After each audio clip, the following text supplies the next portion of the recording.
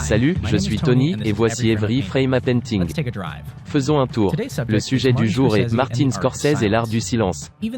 Bien que Scorsese soit connu pour son utilisation de la musique, l'un de ses meilleurs atouts est en fait son usage délibéré et puissant du silence. Dans une interview, il a cité Frank Warner pour l'avoir aidé à ce sujet sur Raging Bull. Au bout d'un moment, on avait tellement d'effets sonores qu'on a pensé à les retirer et laisser le silence s'installer. Comme pour simuler un détourdissement après des coups répétés dans l'oreille. Il y a cette célèbre scène où Jake LaMotta se prépare à se faire massacrer religieusement.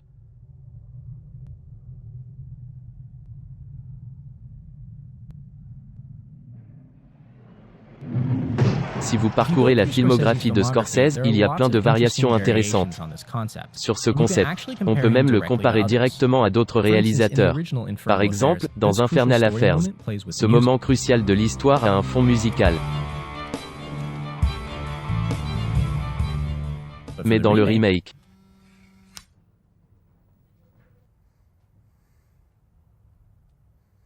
indépendamment de votre version préférée, il y a assez d'éléments à étudier en regardant et comparant ces deux films pour faire un cours complet.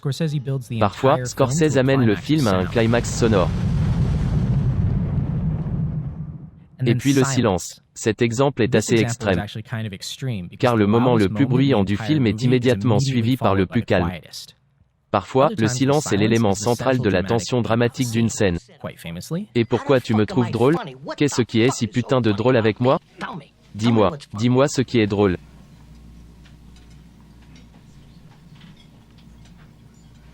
Arrête de te foutre de ma gueule, Tommy.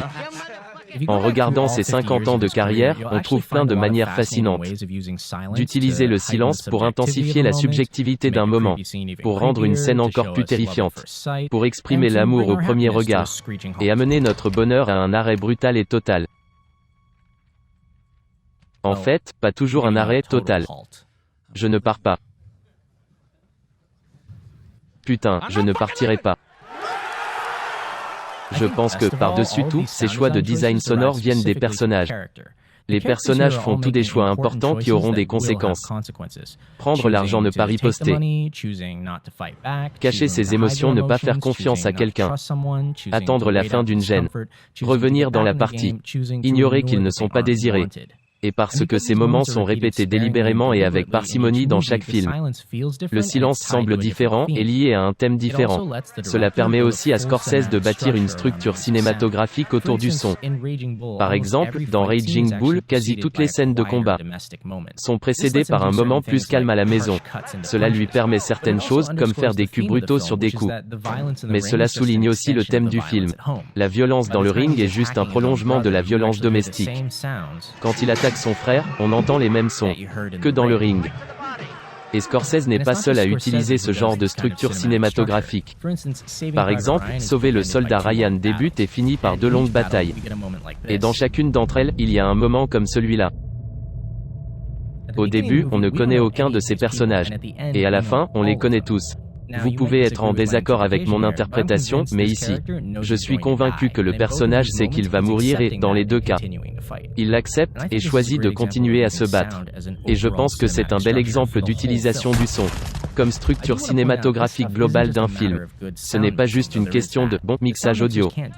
Les ingénieurs du son ne peuvent pas faire ça d'eux-mêmes. Si le film est conçu pour contenir seulement des dialogues, effets et musique continue, je n'ai rien contre un film bruyant une fois ou deux. Pendant des courtes périodes de temps, c'est parfois approprié. Mais si une séquence est bruyante pendant 20 heures 30 minutes, on oublie ce qu'est le silence. Et du coup, rien ne semble vraiment bruyant, car tout l'est. Dans le cinéma commercial, les scénaristes et réalisateurs n'utilisent plus du tout le silence, ou alors ils utilisent mal le silence à leur disposition. Et c'est quelque chose qui s'aggrave d'année en année.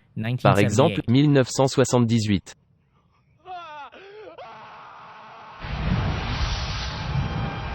C'est un peu ringard, mais au moins, ce film essaye d'utiliser le silence pour nous faire ressentir la perte du personnage. Et on la ressent pendant l'intégralité de ce silence. Et pendant ce temps-là, en 2013,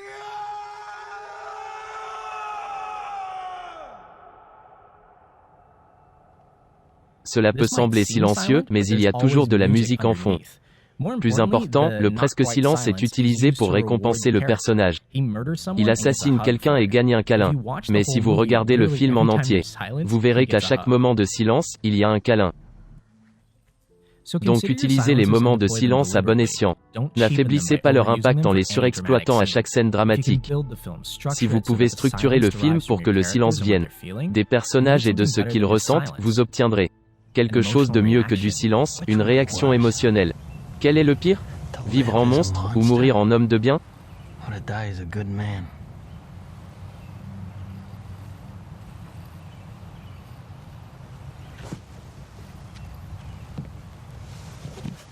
Teddy?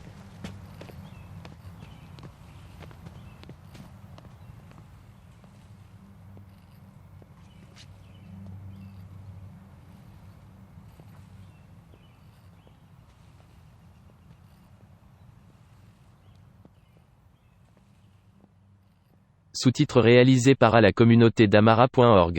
Damara.org. Damara.org. Damara.org.